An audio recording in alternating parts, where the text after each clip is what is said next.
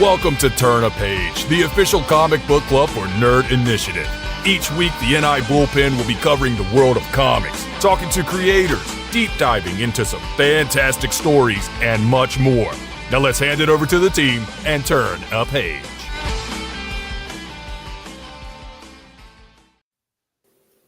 And what is going on, everyone? It's Tuesday night, 8 p.m. Eastern Standard Time, and you are tuned in to Nerd Initiative's YouTube and streaming services for another edition of Turn a Page, the comic book club by the Nerd Initiative Bullpen.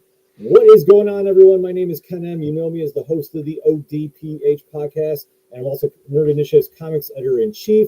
And this is a little different setup because a little peek behind the curtain. We have a very big snowstorm going on in upstate New York, so usually where I throw it to my left, you're right at home.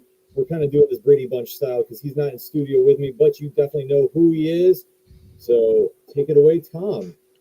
Coming at you live and direct, straight from the sanctum of awesome. I am Off the Cuff Tom, Nerd Initiatives and pop culture connoisseur. As always, it's a pleasure. Oh, absolutely. And underneath me, you know them as the dynamic duo of drafts and dialogue, bringing you the pop culture know-how that you need to know each and every week. It's Matt and Lauren from Hops Geeks News. Guys, what's going on? Gangsters. I feel like I'm in the Brady Bunch. It does feel like that, yeah. Well, we are going to be talking about a story because obviously if you've been out of the loop for whatever reason, this upcoming New Comic Book Day, there is a big book that is dropping that everybody needs to have in their collection. We'll talk about it throughout the show. And you're going to see a lot of it going on Nerd Initiative this week. And that is Ghost Machine's debut one-shot, which is finally dropping. So after all the hype you've heard at New York Comic Con, the book is finally getting released to the masses. And they are set to kick off a huge 2024. And especially in a few weeks, there's a little tie-in with Nerd Initiative. So I'm going to hand it over to Matt and let him talk about it a little bit. Yeah, man. So next week, as you know, a little Comic-Con in Orlando is taking place called MegaCon Orlando from February 1st through February 4th. And Lauren and I are actually going to be there. And they have a really cool event for people to do. Now, we're not going to be able to do it. However, for $600, you can essentially have dinner with the Ghost Machine crew that Friday. And what it entails is you get all sorts of like swag, signed swag, autographs, bags, like prints from the entire Ghost Machine. Like if you know Ghost Machine and you've been paying attention, you know that that's a pretty insane deal. Like it's not just Geoff Johns, Jason Fabok, it's the entire crew. But in addition to that, they also have a pretty cool panel at 11 a.m. on Saturday of the con that Lauren and I will be attending. So the entire Comic-Con is going to be amazing. There's lots of cool people there. We will in fact have a panel there that I will plug at the end for day one of MegaCon. But yeah, Ghost Machine is doing up MegaCon, and I would pay attention to what Nerd Initiative, all of our pages, like, subscribe, all that good stuff, because Lauren and I, like I said, are going to be in attendance. So we will be getting to watch that panel and maybe have some snippets for you. And it's not just a couple of them. It's like all of them. A bunch of them are going to be there. All of them are doing a mass panel. Yes, the entire crew is going to do the entire panel. And that's at 11 a.m. Saturday morning. And as you know, Saturday is a very busy day for Comic-Cons. So get your seat early. Well, stay off the floor. Stay in the panels and the lectures, or so to speak. You don't want to be on the floor on Saturday. Yes. No, definitely especially not. There. Yeah. But especially talking about panels, before we get into the book, there's a little big announcement for you two about a panel down there. So Lauren, do you want to break the news to the Turn a Page audience? Yes, so we actually have two panels back to back. One of them is our own panel at 6:15 on Thursday, and that is going to be Nightmares on Winchester Street, where we analyze horror movies and how Sam and Dean Winchester would handle them. We're also going to have some Supernatural trivia in there. I already have Supernatural stickers, and I got candy to give out as well. Lauren's got mini pies to hand out. I might have some mini pies. I might be dressed as the girl version of Dean Winchester as well. I got to put my fake tattoos on. And then at 7, just before 7, Matt will then be leaving that panel a couple minutes early to run upstairs and go to the Jackson Lansing and Colin Kelly panel that I will then be joining him, and we will be hosting that. If you don't know those names, you should. They are collectively known as the Hive Mind. They have done Thunderbolts. They have done Joyride. They have done their current Guardians of the Galaxy run. They've done a bunch of DC stuff as well. The two of them, you see their names on one comic, definitely buy it. So we're very excited. We've had them on the podcast before. We've reviewed some of their comics. Very excited to meet them in person and actually get to, do a little Q&A at MegaCon. So very exciting. Both of those things are Thursday night. I think we're grabbing beers with them after too, which is even better. Yeah, the Jackson's into beer. Well, who better to go than with the dynamic duo of Drafts and Dialogue? That's what I'm saying with that. So congratulations, you guys, on that. And obviously, if you're following everything with Nerd Initiative, you're going to be seeing a lot more of their coverage down at MegaCon Orlando. So make sure you follow the simple formula that we'll get into at the end of the show, but it's very simple. Subscribe, like, and share, and that is how you don't miss any minute of the pop culture positivity that only Nerd Initiative can bring you. But you guys came in to hear about a great story, and we definitely want to talk about one because Ghost Machine kind of made a quieter debut, if you will, a couple years ago with an introduction of a character that you're going to be seeing a lot more of in 2024, and that is the character known as Geiger, done by Geoff Johns and Gary Frank. This character really stands out for its unique look, and the story behind it is absolutely incredible. Like we say, the trade paperback is out right now, and this was kind of like the quiet, slow rollout to what you now know as Ghost Machine. So before we get into the issue, I'm going to start with Tom. Going in, seeing the cover, kind of getting the quick synopsis, like what was your vibe going into this story? Well, this being the first book I have read fully from Ghost Machine, like got the whole volume, just knowing the clout behind it, I was excited right off from jump. And just the first few pages had me hooked. The design, the artwork, I mean, it very much felt like it had a good fall back to like 1960s almost, like that really camp, Tales of Suspense, the big heavy lines. But you could definitely tell it was still done in a very modern aspect. Hey, look at me. I'm sorry. Not in that type of aspect, but I was all about it, and I cannot wait to just go off on it. Like, I got so many questions.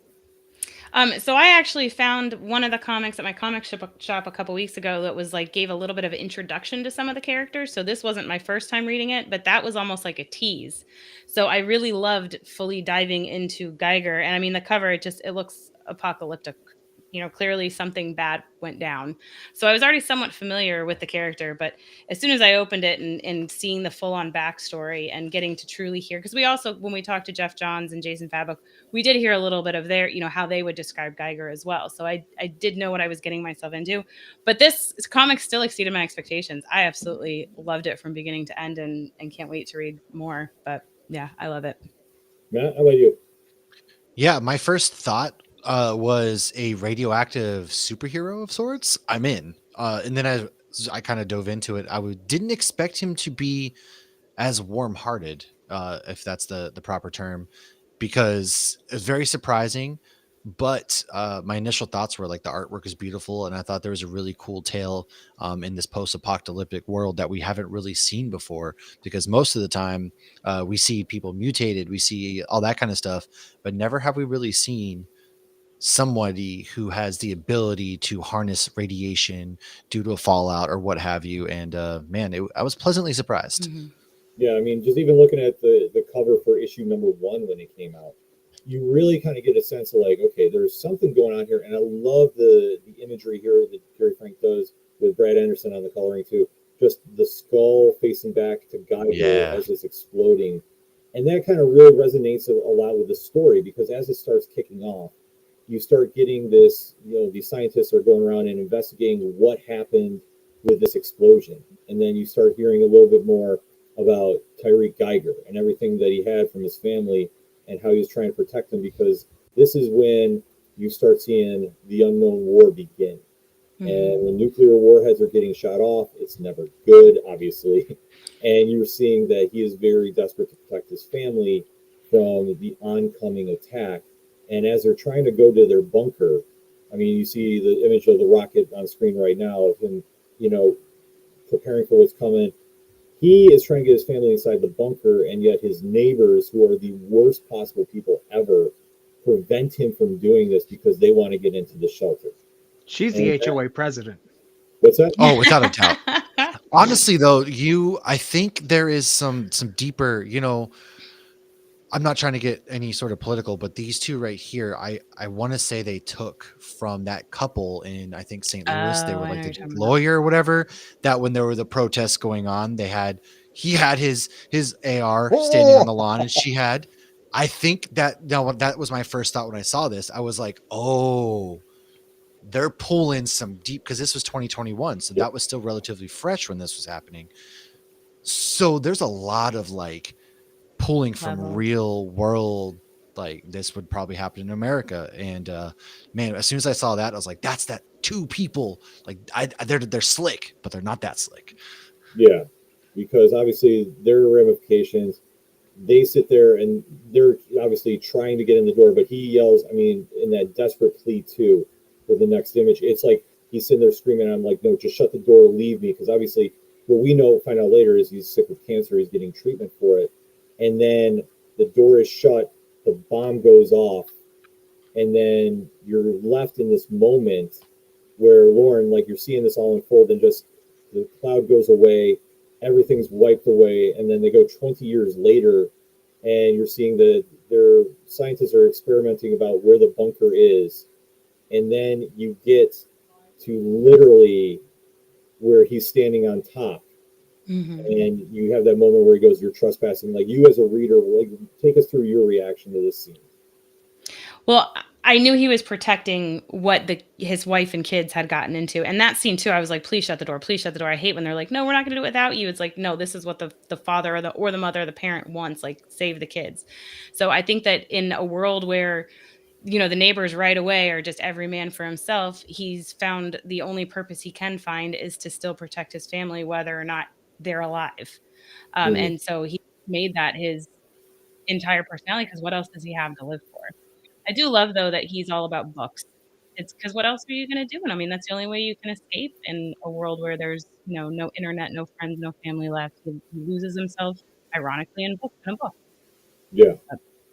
And then we finally see the fight goes on, because obviously they're trying to find what's going on. And he is so desperate to protect his family that we now see the first image of him in his, I guess you can say, his Geiger form. And Tom, what's your reaction when you're seeing this take place?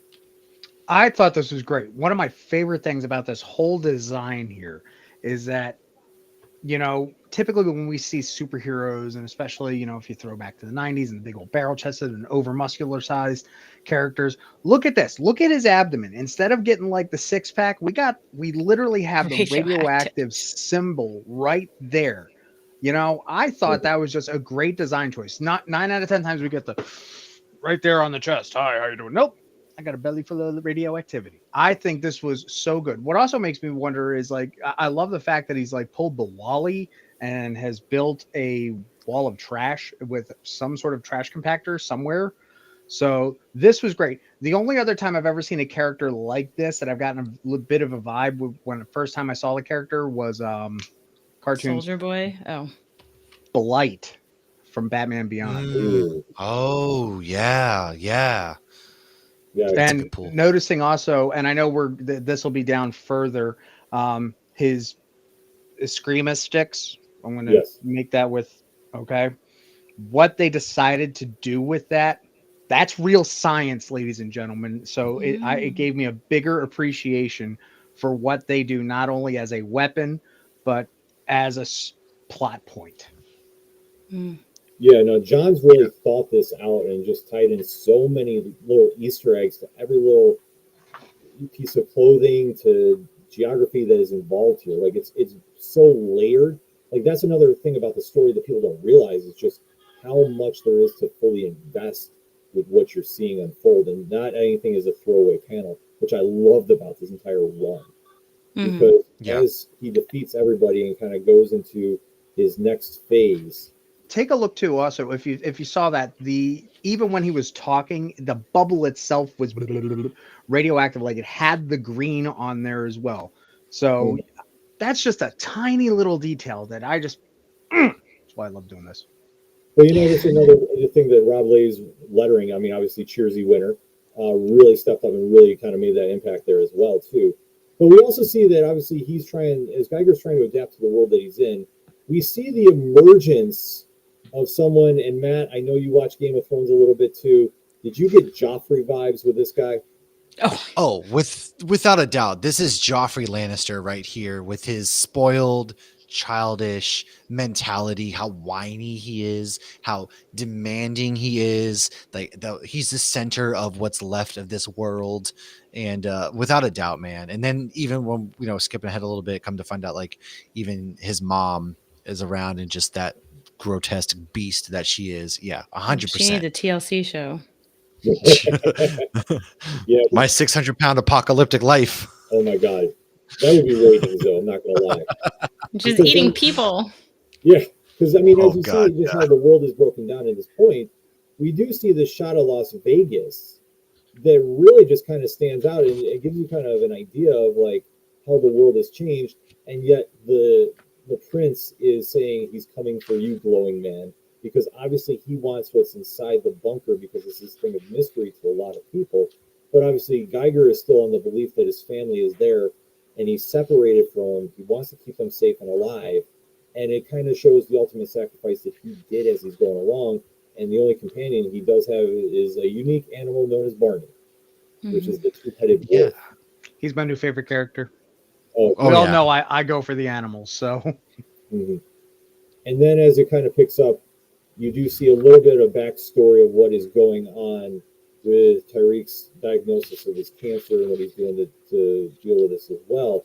But you're also seeing about how the kingdom in Vegas, if you will, is one that is kind of, it was puzzling to me, Lauren. I don't know about you, but I kind of sat there. I was like, how are you still having gambling going on in this post-apocalyptic world of how they have it set up? Yeah, it's like the Underground and Demolition Man. It's like they're just, the bad guys just kind of found their own place and they're just going to do what they want to do. And they're going to, pillage and murder and act like pirates. Now, quick question for everybody. Who here has been to Vegas? I have. Multiple times, yeah. Okay. So just based on the way and the design for it, I mean, I know Ken's been for reasons. We don't talk about him on air. It stays in Vegas. Yes, it does. Fair. But do you guys get like a very good Fremont Street vibe more than anything? Oh, yeah. Yeah, because it's definitely not modern strip that we're getting out of it. And I think what I appreciate the fact is that, not appreciate it, I'm kind of on the fence about it. Like, we've got all this little enclosed Vegas and however they're circulating the air and all this, that, and the other thing. These mini biomes, for lack of better words. But seriously, each particular building is its own gang or mafia or crew. That one, I kind of go, Vegas ain't that big. It's, honestly, it's really not. That's one thing that's always stood out to me too, is when you go there, and especially if you kind of get that one long Fremont Street area, it's really not that big. Yeah, it's cramped and smaller than a lot of people think. Like cigarettes. It does. Well, yeah. What do you mean?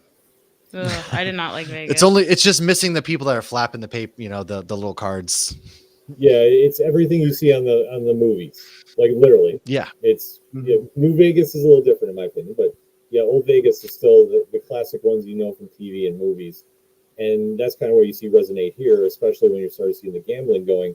And then you see there's a waitress that's working the casino who is trying to do something to help her family and her two kids, Haley and Henry. And she does something that the minute you see this action happen, there's going to be problems. And that is she steals from the king, if you will. Mm-hmm. And she now has to send her kids away because she's trying to save them from, obviously, the tyranny that's going on. And Tom, when you're seeing this play out, like, what is going through your mind as you're watching this all unfold? somebody's got some grandiose idea that they've had to restructure everything in some sort of monarchy. One, okay, and two, the glorification that these knights that they have, right? I'm Mhm. like, okay, seriously, someone's got to. That's all I'm going to say about that. A little Yeah, Napoleon-esque complex. yeah, Yes. But that, yeah, we gotcha. yeah. Just a little bit on that. Like, it's one that when you see Geiger kind of just lurking about in the shadows and just how he gets brought into this, especially like when you see moments like this unfold, where he's just like, obviously looking for books. He's not looking for any trouble. He's just trying to keep people away. But when you see the two kids make the triumphant escape from the casino and the king's men come for him, you do see the king is not handling this very well as everything is unfolding, because obviously somebody got away with something he wants. And then you get the shot of him without his mask. That's hot. And then, yeah, I was going to say, Matt, like, what is your reaction to this big reveal? Well, first of all, I just want to point out how hilarious the previous panel was when he makes his triumphant like big thing, and then he's just kicking everyone's butts, and he just turns and is like, "By the way, you got any books?" And it's like it's just some innocent like child, like almost. He's like, "Do you have any books? It's kind of lonely out here." And meanwhile, he's like smoking from his skull, like the whole imagery there. That's something I really appreciated and loved, and couldn't help but chuckle at. But yeah, this next panel when we do have the king, and it's like, oh dang, like he's got the blisters, he's got the just his face kind of melted away, and you're like, oh, there's a story here that we probably didn't connect at first to being with Geiger, but now it's like, oh, there's something more unfolding. He holds his mask because he doesn't want to appear weak to his people, and kind of like a World War I-esque type prosthetic mask that he wears going forward. Mhm. Yeah. Like, it does make sense to the sign of the times, because, like, nobody else can really be unscathed of what's going on here.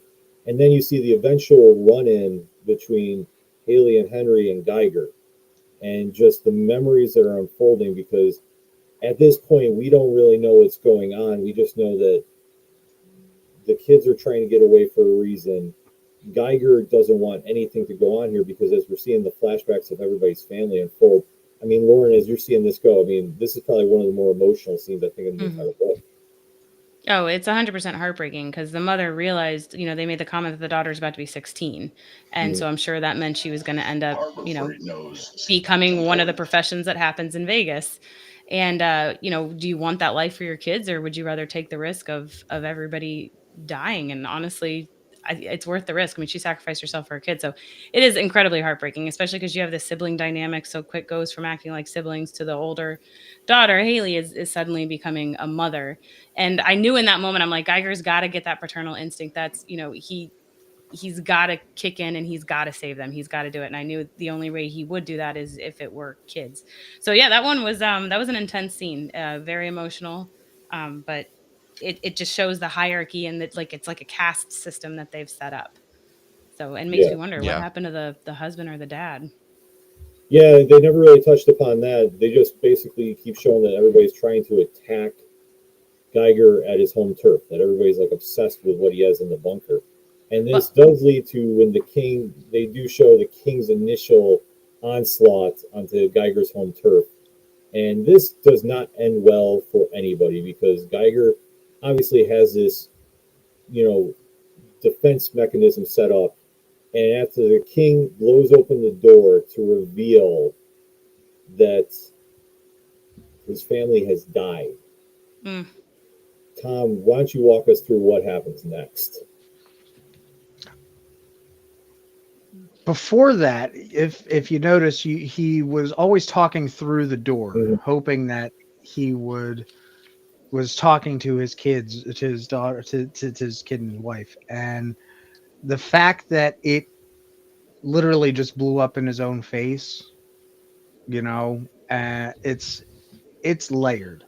It's not just the fact of, okay, my family's hurt, but it's also, oh, they blew up what I've been protecting for 20 years, and then on top of it, their skin and their bones, they're completely disintegrated, they're completely gone. So I mean, this is extremely heavy. It's so well thought out.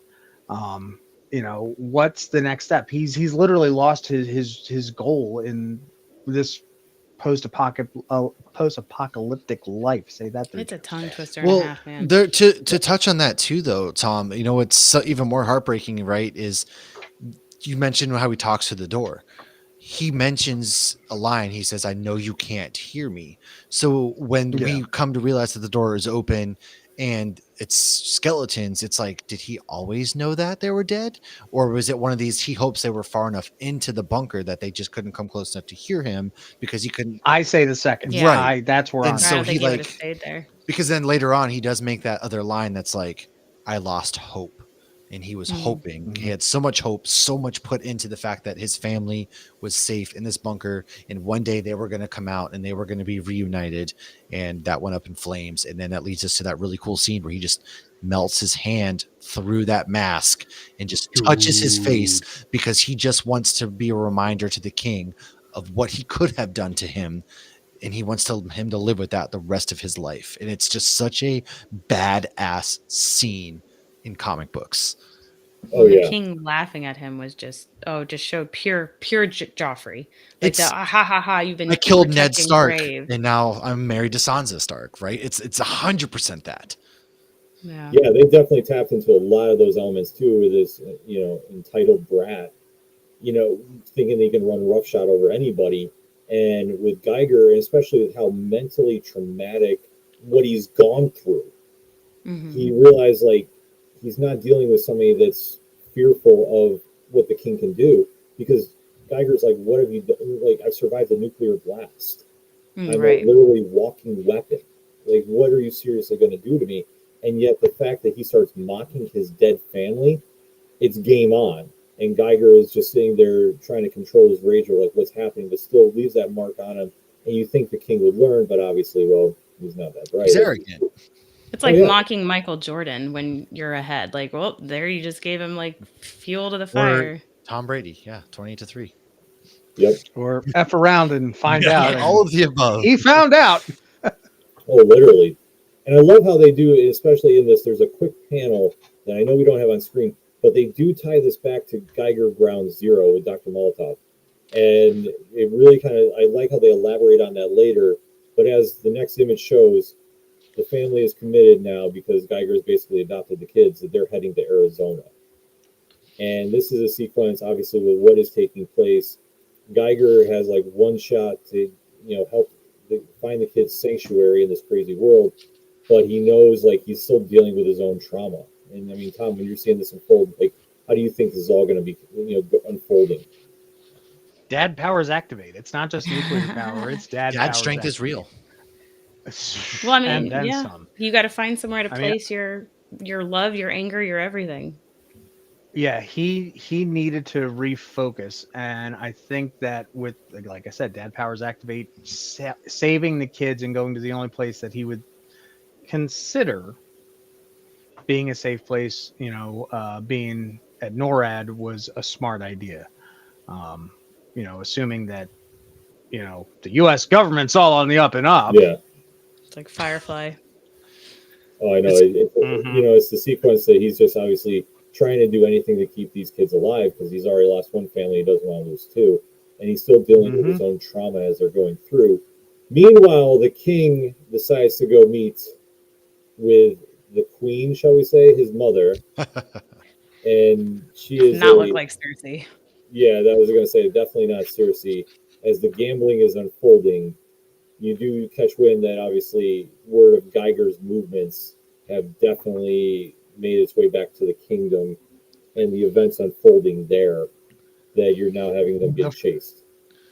The fun part that I liked about the mom is she very much gave me a vibe from I can't remember which Blade movie it was. Mm-hmm. Oh, I know exactly what you're talking about. Whether he's putting the sun and the UV light on her, she boiled. Yep. Yeah, I think it was the second one. Or that's it. So I liked that. Whether that was a choice or if that was something that was back in their filing cabinet of nerdy nonsense. I liked that. Oh yeah, no, it was perfectly set up because as we see, obviously the king is trying to send its guards to go find them. They do make their way to NORAD, which is a really interesting sequence of events because they get there and everybody thinks it's going to be okay, and then sure enough, it's not. Never Lauren, is. when you're seeing this, when they finally get to their destination and they get captured, what is going through your mind? I mean, you think they're safe, right? Like they made their destination, but in the back of my brain, I'm like, it's never that easy. So I'm waiting for the shoe to drop, and sure enough, I mean, Henry has leukemia. Comes to find out, and then like they basically ordered like, hey, kill him, and it's just like, first of all, you can never trust the American government, man. Like you can never trust the government. If you take anything away from this episode today, don't trust the government. But seriously though, like they're just as bad as the other side of the fence. So then you're thinking like, well, where the hell can these kids grow up, and where can they? Like you're just feeling Well, the so healthy deeply. kids can grow up. Yeah, like these. Yeah, the healthy kids get to live a life, so she'll get to live a life. But then you're just like, dude, it's just like moral dilemma after moral dilemma, and the way that they handle them in this book, and it's just they have it all. Really, they pull at your heartstrings. They got the action, and that's what I really appreciate about this. Yeah. Because like I said, Everything's fine in Ba Sing Se. Yeah. Yes, there is no cancer in Bossing Say. well, that's the whole thing that they're trying to say is like when they try separating Henry and Haley, Geiger is also taken out too, and then you see the dramatic escape as he's trying to go save the kids. Lauren, when you're watching these events unfold, like, did you say this kind of reminds me a little bit of The Walking Dead per se, or do you Yes. like I said, that's the vibe I got from it. So I was curious. 100%. It's like this was Terminus, this was Alexandria. There's no, set safe establishment. And I always think of that line from Infinity War when Captain America says we don't trade lives. And as soon as you encounter a character or an establishment that does trade lives, even if it's for the betterment of everybody, that's when you know you have a villain on your hand, and that's when you know it's not going to end well. And Haley, that was the whole point. She was fleeing to protect her brother, essentially. She instantly became the mother role there. So she wasn't going to just let her brother die. And what was interesting, though, was seeing the woman who worked for the government, seeing the sweet look on this kid's face, who's thanking them for the food and thanking them for the dessert. She did not want to essentially euthanize him. But they're like, we just don't have the resources. So from a logical standpoint, sure, that makes sense. We're trying to survive in this apocalypse.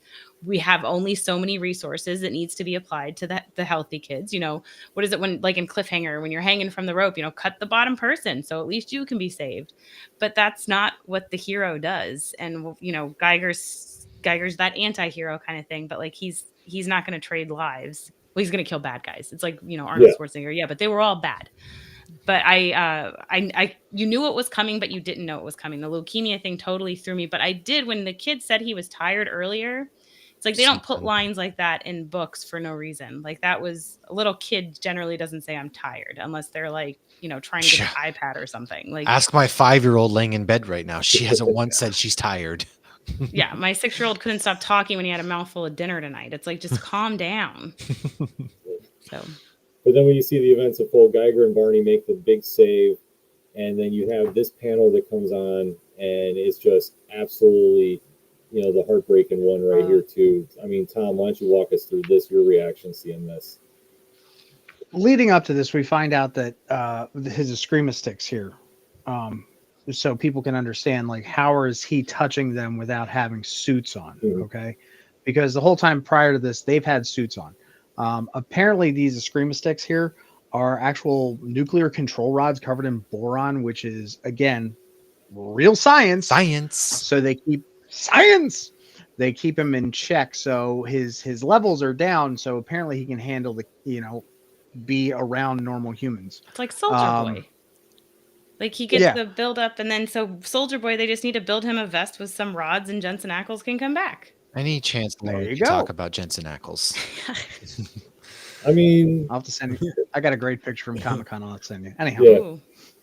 But as we're seeing this is all taking place, NORAD is not exactly ready to let Geiger and everybody leave the base. And they activate a certain character that is going to make its rounds in the new Ghost Machine Unnamed Universe. Matt, talk to me about Junkyard Joe here.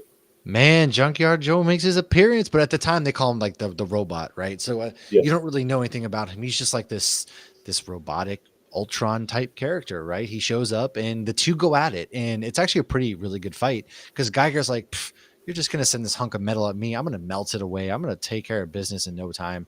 And then he comes to find out, he's like, what the heck? Like, why aren't you melting? And he's like, dude, what's going on here? And he ultimately decides to go radioactive and blows everything up. Right. And it's a very, just like, he tells the kids to get far away from him. And it's a very like daunting scene. And cause that's like his last resort. And in your mind, you're kind of like, oh, is this the end? Like, what happens if he does fully go nuclear, so to speak? But it also leads to a really beautiful panel where the kids kind of talk him, and it's like, dude, no, like, you can control this. And it's like they help each other. But yeah, this fight sequence was crazy. He's stabbing them, and there's just all sorts of crazy action going on, and it's so beautifully drawn. Yeah, I think, like I say, the artwork that's done by Gary Frank, and then with Brad Anderson and Rob Lee, just creating this whole scene. Like that whole top panel right there, just, I mean, you want to talk about a picture that speaks volumes. When you're seeing that all unfold, it just adds so much to the event. And then you're seeing just, obviously everybody's watching from afar, and the levels that Geiger is willing to go to protect these kids because he really feels like it's his family. And as you're seeing, there's the line too that Haley says, like, we're a family, we're here for you too. I mean, Lauren, when you're watching this, like, what's the reaction? It's what he needed to hear. Is obviously a parallel with his family of, run away, let me save you. But like, what's really sad is his biggest fear when everything went down was that his family was going to go on without him. And now he's having to go on without his family. So, I mean, you see that in all sorts of apocalypse stories where, the woman who lost her child adopts the child who lost the parents. So it's very sweet. And then just the whole bonding with the fact that he had cancer and Henry has leukemia. It was that moment of sweetness you needed after like all this, like, the visceral grossness of the Queen Mother and all these horrible things going on. And a lot of the horrible things going on were very subtle. They weren't put out there that like, this is what's going to happen to the daughter and this is what's actually going on. So it was nice to have that moment of sweetness and calmness and them bonding. Yeah. Because things don't stay like that for long, obviously, because the king has not forgotten about Geiger and even treks across many, many miles to go find him. And then we get this moment, too, of the big battle. And it kind of just ties into where Geiger sends the kids away because obviously he knows he's still a wanted man. And Tom, like, why don't you walk everybody through this kind of sequence of events? Long story short, his kingly assness decided to get everybody else to gang up on Geiger. And let's just say, for lack of better word, it all blows up in his Just look at that smug look. That smug look on the king's face. Yeah. And he had that painting all ready to go and everything. It's very Mad Max. Like, you get a lot of Mad Max vibes too, which is what I love about this. Like, there's a lot of really cool pop culture deep cuts within this comic book that just reading it again, I just want to sit down with them and be like, man, so what were you watching right before each issue, right? Oh yeah, we just got to pick their brains. Yeah. Well, I mean, I would say that's fairly certain to happen again sooner than later. Yes. Nudge, nudge. But then even we get this panel right here, which best panel of the whole book, right there. He found peace. Speaks volumes with very little words. He found peace because at this point, Geiger unleashes everything he has to kill the king and the nuclear knights. Barney is watching from a distance. And you just see that it's now become an idea of legend about what's happening because it ties back to when the scientists are kind of sitting around and just talking about Geiger's story. And they say, no, this is the beginning of what's happened because now with the king off the board, his mother has now taken the place. And then we get a surprise character at the end that is now involved with them. And Matt, who is this? Oh man, I'm blanking. Rick? I'm gonna be honest. Yes, yes. And this is leading into something bigger, right? And the final scene, it's like you just Finn, and it's such a mic drop moment too, because you thought everything like you're like, oh, the king is dead, ding dong, the witch is dead, and turns out. Are we talking about Safari Bob? Yeah. I was hung up on the Rick guy with the campfire. I thought that was a really cool circular sort of events. Mm-hmm. Yeah, how they kind of bring him in because he's almost like the narrator to this. Yes. But but they perfectly bookend it too. Like we see them a lot in issue 1, and then right here at issue 6, G.I. they Jane. already move that fast. And then it sets up for what they left us to, and this is something that's going to be instituted. You'll see this a lot more in the upcoming months, and that's the unnamed timeline that's going on. And there's obviously, if you follow along with what has been going on with Ghost Machine, you know who's involved with this. A certain immortal that's in 1776, and then we have the Northerner. The Monster is made in 1944, Junkyard Joe, American Widow X, and then the first Ghost, and then when the Unknown War erupts, and then when Geiger walks across America. So, And, sorry, I wanted to go ahead about that, the Unknown War. So a lot of people don't know this maybe, but a lot of our military officials and things like that have always predicted that by the year 2030 or around that year is when China is supposed to make a move on Taiwan. And so I wonder, again, talking about deep cuts, if Geoff and crew knew that, because it's not really a secret. It's very public. It's nothing groundbreaking, but it's been something they've been talking about for years. So when I saw that date, to me, in my background, I was like, oh, 2030. That's a date that's been like drilled into my head. I wonder if that's just a random date they chose, or again, now I need to ask them next week at MegaCon, be like, 2030, was that because of the whole, like, that's when China's supposed to make their move, etc. And yeah, that one really stood out to me. And again, deep cuts, man, I just love when they do deep cuts. Well, and a lot of times deep cuts are subconscious and not even intentional. And it's just, the pop culture that we've all grown up on and that we've, seen it. Like, how many times have you like said something and like you're all of a sudden Wayne's World is on and you're like, oh, I got it from that. I didn't even realize. And I've been saying it for almost 30 years. How old is that movie? I don't want to do that math. It's from like 1990. Okay, thank you. I didn't want to do that math, Matt. Thank you for that. Don't worry. It's as old as I am. Son of a bitch. So Lauren was mentioning about things coming full circle. I got a thing here, and I want everybody's opinion on this. Yep. Since we saw that, Geiger Walks Across America is going to be 2050, and the events of 1 through 6 take place in 2030, right? There was one panel where the two scientists that were examining the scene said that he knew the girl from the story. I think that's Grown Up Henry. Oh, yeah. That's what I thought it was. And here's my theory why he knew the girl from the story. Hear me out now. If they decide to write this out and whatnot. No, the guy that knew the girl from the story was Rick. It was the kid with the eye patch. Remember his glasses? The other guy. But the other guy was the one being told the story, wasn't it? I'm here for the tinfoil hat, Lauren. Don't poke holes in this tinfoil hat. Yeah. Just put on your hat for us for a second. Thank you. Tinfoil hat's on real quick. I believe that was Henry. And on top of it, I think that they stayed with Geiger and the radiation eventually got her, but it healed his leukemia. Oh. And so now he's out. That's it. Oh. I put it out on the internet. I think it was like, I know the story, but tell me the story. I want to hear it. Because that's got to be Rick. Yeah. Because that kid that walked out and was like goofy, I was like, what is this kid doing? And you see one of his glasses is cracked. And then you see the guy has like an eye patch. But I think the other one was okay. Was Henry. I did love the campfire story element that it was, Lawrence really hung up on making s'mores and getting a campfire story. I love s'mores. They are fantastic. I can't argue that. It's hard to argue. But it was cool how it started with that. And I don't want to get into the comic that's releasing tomorrow, but you get listen, if you read our review, speaking of s'mores, just know I was really hungry when I wrote my portion of the review. You can tell because I started talking about wedding cakes and things. No, but it shows, just even for sliding in under the radar, so to speak, that at the time I don't think any of us knew what was going to be unfolding with Ghost Machine, and to see that how they did this, and then Junkyard Joe, and then they did the 80-page giant one-shot that was kind of just like a bunch of different short stories, and then Geiger Ground Zero, which just came out at the end of last year, which is a 2-issue origin story, like almost a year one, so to speak, of Geiger and Dr. Molotov. Like, it's just a very cool companion piece for what we're going to jump into now, obviously, with what is going to be unfolding at the comic shops. But before we get, obviously put our stamp of approvals on this, was there anything that you did not like about the series, starting with Lauren?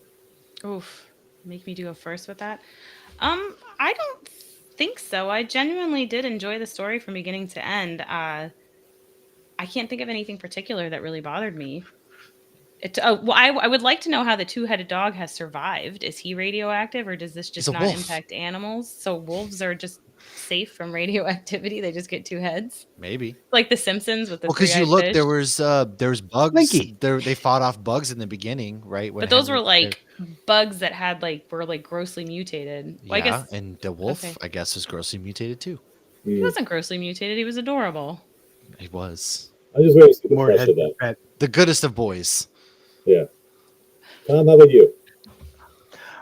Look, I've already said my gripe about the whole idea of how Vegas being so right on top of itself that they had all these factions right there.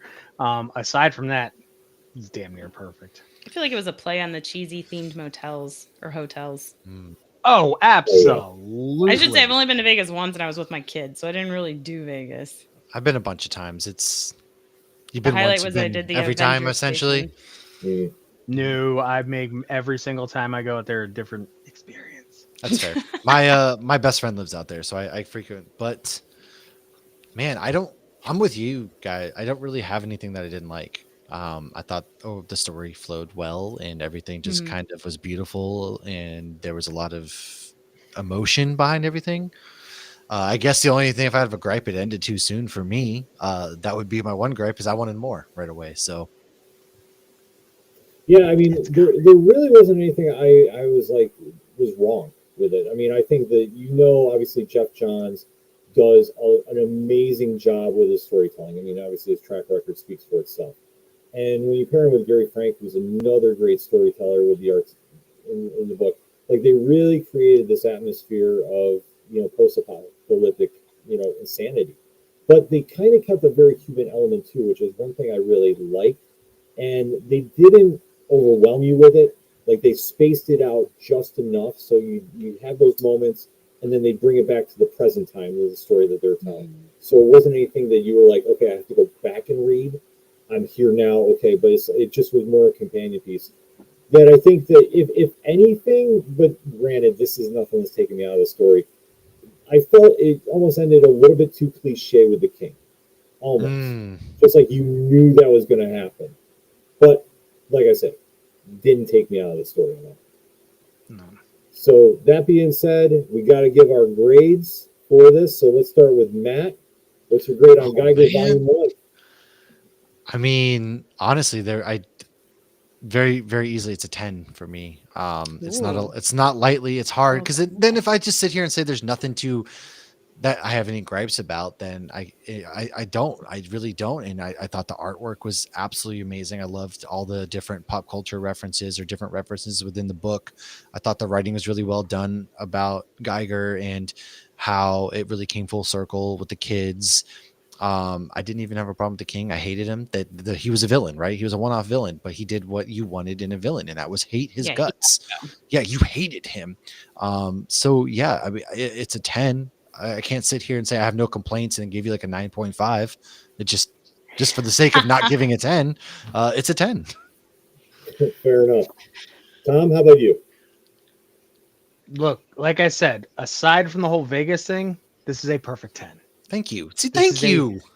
This is a 10 on the Geiger scale. This is so hot. Like it's literally, you got to get a suit on off, when you touch it. Honest to goodness. Like if you're not out there reading this, and one thing the Ghost Machine is doing really well is they're playing around in their universe, and they're not just all making it one through line, the A to B to C to D. Mm-hmm. It's making you want to go, and then all of a sudden that whole panoramic view is going to make sense. You're going to see the big picture. So for this to be one of the first things that they dropped in our laps, yeah, it's perfect. It is perfect. 10 out of 10. Lauren? All right. So one of the things though that did take me out was the doctor's name being Molotov. I thought maybe that was a nickname at first until they showed his full name later, that it was Dr. Molotov. I just thought that was funny. I feel like Matt's gonna laugh at me now because I said there was nothing wrong with it, but I was gonna rate it a 9.5. I absolutely did love it. I can't think of anything I would specifically change, but I also feel like there are stories that have, hit me harder, I guess. So I have to save that 10 for that once in a lifetime thing. I think I'm just that professor that nobody's perfect, so nobody gets 100. Oh my god. I hated those professors. But yeah, it was a 9.5. I'm really loving it. Like I said, I read the other one Listen, before Lauren, too that introduced different characters. Yes. my mom finally joined and watched that. That's my mom who just waved. She never. And so you're going to disappoint her like that on the first time ever? Yes, nobody's Hi, going to go Mom. read this now because I rated it a 9.5 out of 10. Great. You're embarrassing me. I'm so sorry. I'm not allowed to go to the panel at MegaCon now. You're off the squad. But one of the things I absolutely did love, and I noticed this in the other one I read and the one that's about to come out as well, and what Tom was saying about like, this is science, this is accurate. They do their homework and they do their historical homework. And I love that because I love when it's historical fiction. And I think that's just so much fun, and it just adds extra layers. And then people who are into history or into science, like, you get an extra like, hey, that's accurate. And that makes it more fun rather than taking you out of it because you're like, well, that's just some BS that Cisco made up on Flash. You know, it's fun. That's always fun to see what he does with the real stuff. Not enough for a 10, though. Not enough for a 10. Well, Ken? yeah, I was sitting there. I'm trying to think of something that I didn't love about it, but no, it's a 10. I think the one thing that it does is you have Lauren's got to be that girl. Huh? very similar Dude, that was one. superhero themes going on. Post-apocalyptic world. Obviously, it's a whole new landscape. All hell's broken loose. Society is, completely decayed. But yet, what keeps this story grounded is John's writing. And he keeps this about a man still trying to cling on to hope and the memories he has of the family and the world that he knew. Mm-hmm. So even as much as he's trying not to adapt to this world that he's in and the hell that he wakes up to every day, it still centers around his wanting of family. And it really resonates when he runs into the two children. And he now has a purpose, and even the heartbreaking sacrifice of sending them away, because he knows that he will always be a hunted man in this new world. And I think just how the complexity of his character is written, matched with Gary Frank's artwork, which, I mean, honestly, a little peek behind the curtain, this is probably the most art that we've had for an episode of Turn the Page. And I literally had to cut down on all the panels because of how amazing it was. Just to show about just the epicness of what they were trying to portray here and really elevate a story that on paper might seem like the same old, but made it into something so much more. So this is something that I'm stressing at you. If you haven't checked this out, make sure you go pick this up and go get Geiger Ground Zero too, because it's a great companion piece. If you loved what you saw in this, go pick it up. It's well worth it. Lauren's holding up the trade paperback right now. Make sure you click on to find your local comic shops right above me and pointing to it right now, and go get this along with the picks you're going to hear tomorrow. And I guess I'll lead off because obviously if we're talking Ghost Machine, that is my pick of the week. The one shot that is going to come on and really set fire to comics is something that you've heard a lot of hype behind, and it's not selling you anything that's not real.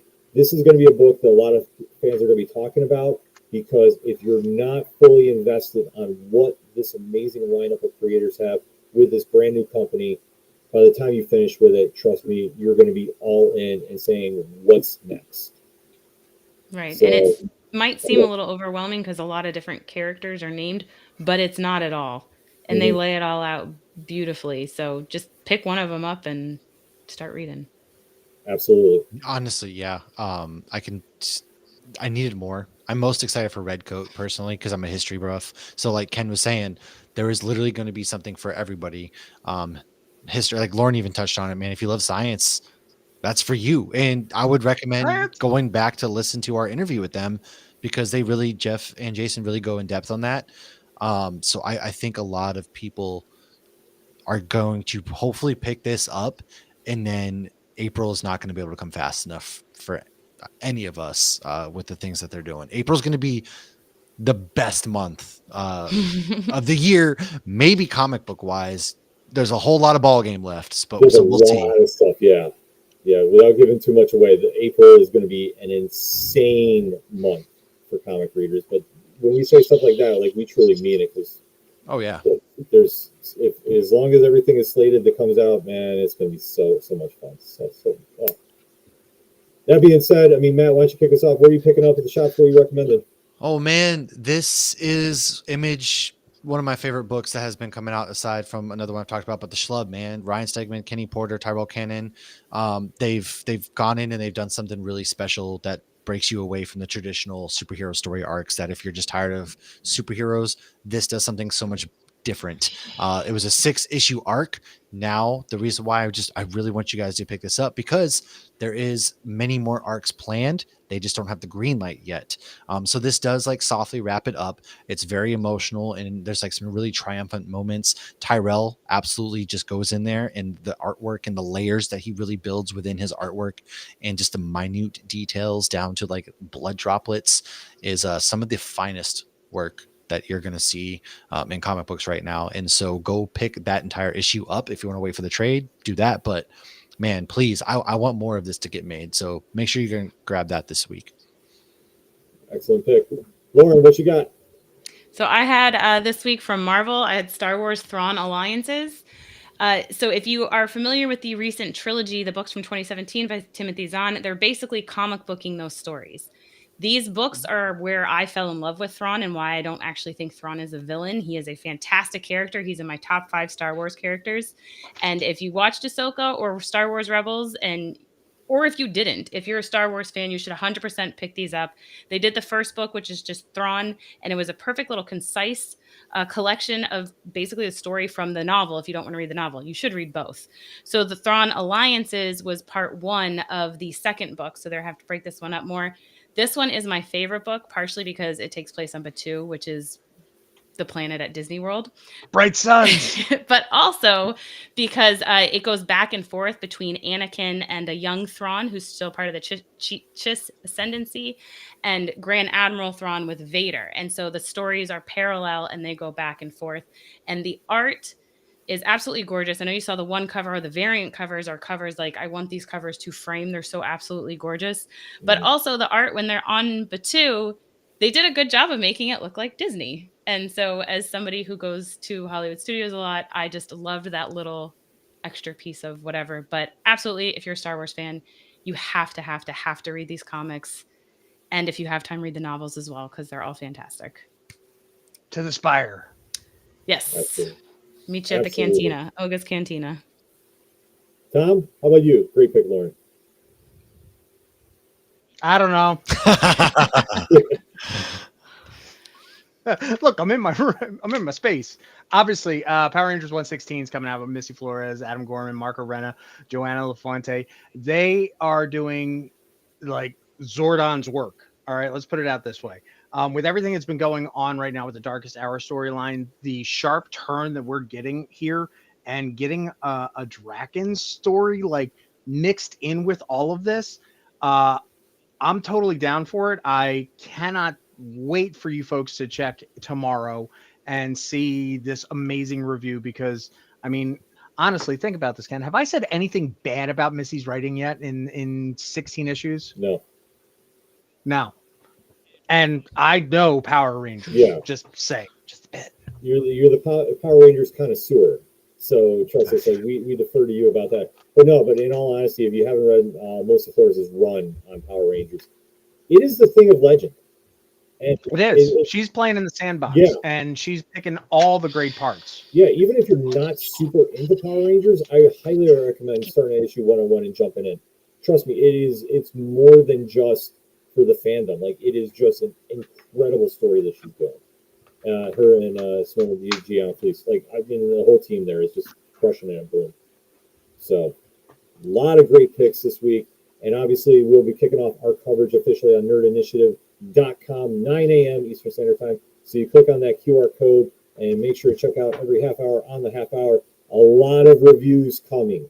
So if you're not sure what to pick up, like, we have got the picks of the picks this week, and there is so many great books coming out on tomorrow. Like, honestly, it all starts with Ghost Machine at 9 a.m. Eastern Standard Time, and then it goes right from there until we stop. And trust me, I think we're in the double digits for this one. So you definitely want to make sure. I have like 5 alone. So yeah. Yeah, it's insane. In fact, we have the debut of one superhero talk as well, joining us on the reviews. So Who's that guy? yeah, you might know him if you follow Nerd Initiative. So definitely stay tuned for that. ... And before we get out of here, Tom, why don't you let everybody know what's going on with you and everything at the Off the Cuff brand? Well, you can find me everywhere, all over. Oh, wow. Look, more Power Ranger stuff all over the internet, right over there. You'll see me here, obviously, on Turn Page every single Tuesday night. And coming up soon, later this year, I will be hosting a panel up at Syracuse Collectors Con, obviously talking Power Rangers. And then later this year, man, there's things coming, and I can't tell you all of it. No, fair enough. Secret. Lauren, why don't you tell everybody what's going on with you and Hops Geeks News? So if you want any MegaCon coverage, definitely give us a follow on all our socials, Hops Geek News. We are really in MegaCon drive right now, so we're going to prep our Supernatural panel, prep our Jackson Lansing and Colin Kelly panel. We'll have stickers, we'll have some koozies, we'll have mini pies, we'll have it all. We'll also be at Epcot that Friday. If you happen to be in Orlando, February 3rd afternoon, we will be drinking around the world and riding some Cosmic Rewind. Knock on wood. Got to set my alarm for that. And then we're going to do Mosh Isley too. So we're going to be partying till 2 a.m. after being at a con all day, and then go to a con all day the next day. And then we're actually going to be hosting a brewery meetup that same Sunday to end the entire weekend. We got this. So proud of you guys. We're so young. Really. You guys are absolutely crushing it. So make sure you follow Matt and Lauren on all the socials. Matt, I think we got everything going on with you guys. Is there anything we missed? Any upcoming cons?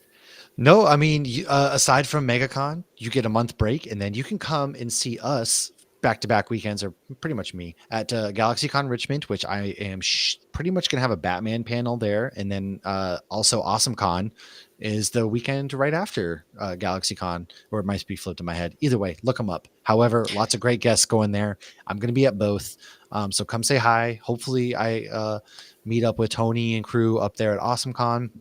But I'm all about meeting people. So if you're at MegaCon next weekend, man, find us. I'm going to be probably the tallest person in the crowd. Just look for the goofy guy with glasses. That's, and then Lauren's right there. If you can find her in the crowd, one of us, just come say hi to us. Look down. If you see me, look down. And if I'm walking with like a short girl, then it's us, right? I'm probably used to it. we're probably gonna have our Hops Geek News shirts on because you gotta rep the brand. I'll probably have even a Nerd Initiative. No, I'll have a flannel on. I'll be dressed like Dean Winchester. That's fair.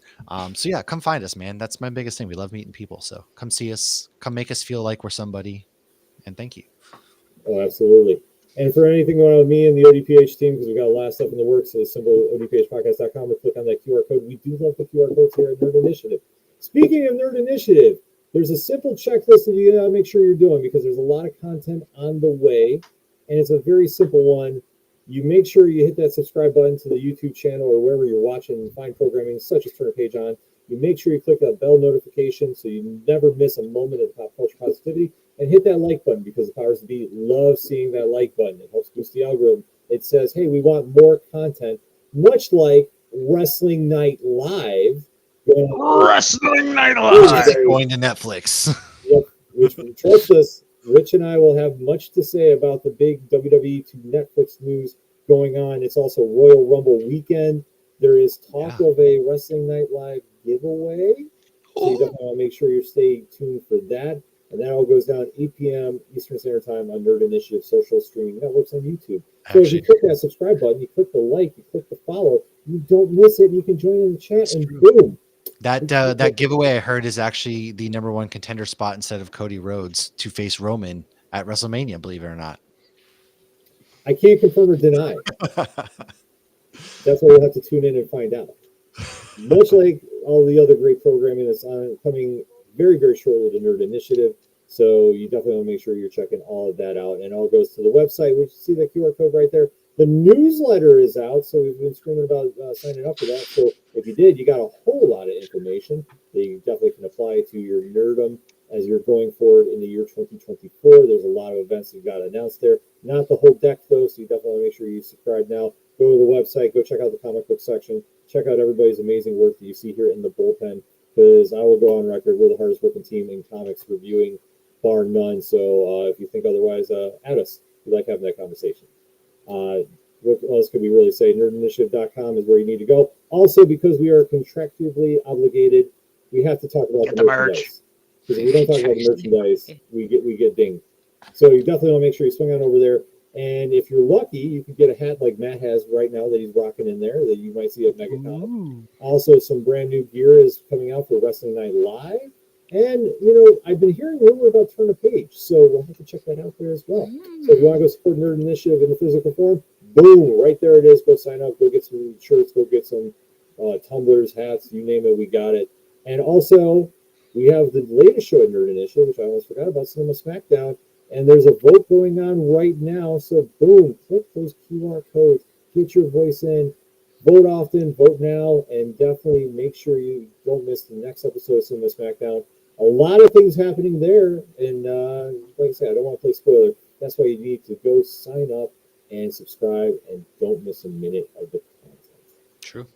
So thank you to my amazing Bullpen members here. And like I said, if you're not checking out their work, do me a favor, go sign up for their accounts, go follow them. They're amazing people to interact with. You definitely want to talk to comics and Star Wars and other fandoms with them, because trust me, they like to talk to everybody as much as I do too.